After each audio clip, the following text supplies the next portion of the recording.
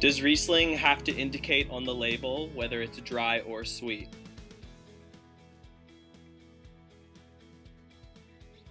I'm Mike Dmytrenko, class of 2012, Brown University, and I work for Radio Coteau Winery. I'm part of the winemaking team there. Radio Coteau is located in Sebastopol, California, about an hour 15 minutes north of San Francisco.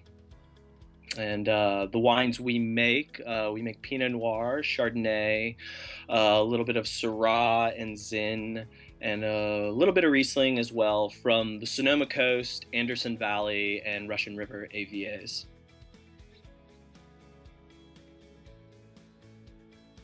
Really excited to have you at the April 17th event at Zazu. Can you talk a little bit about the wines that your vineyard will be pouring for us at the event?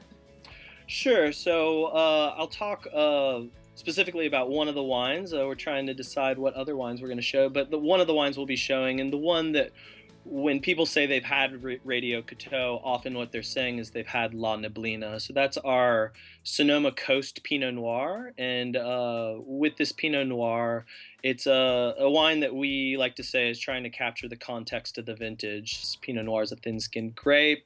It really doesn't like a lot of direct sunlight. So we have this marine layer, the same marine layer that rolls into San Francisco, comes over the Sonoma Coast hills and kind of keeps the grapes cool and makes sure there's no direct sunlight and makes it a really great place for Pinot Noir to ripen in. So we'll definitely be pouring that wine, and if people know Radio Coteau, that'll be a wine that they can readily buy outside the Bay Area or should be able to find outside the Bay Area. It gets to a lot of markets, larger markets.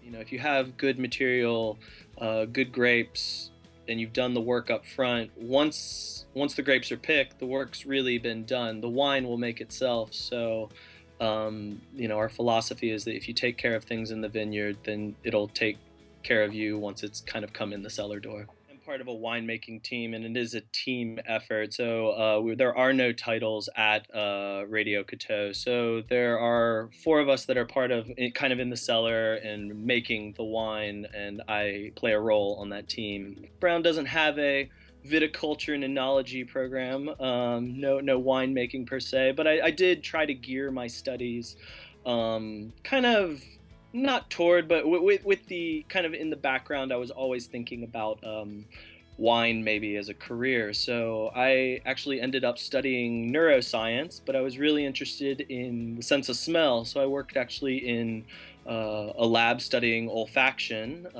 our sense of smell, neuroscience lab. Dr. Gilad Barnea, who is a researcher and professor there currently, and a close friend, and he got me, he really fostered this interest in wine, and after I finished my academic career at Brown, I kind of jumped into a harvest. So a harvest at Literai. I worked for Ted Levin. I basically cold called him and said, hey, I don't have any experience in winemaking. I'd love to learn, and kind of have been chasing that ever since.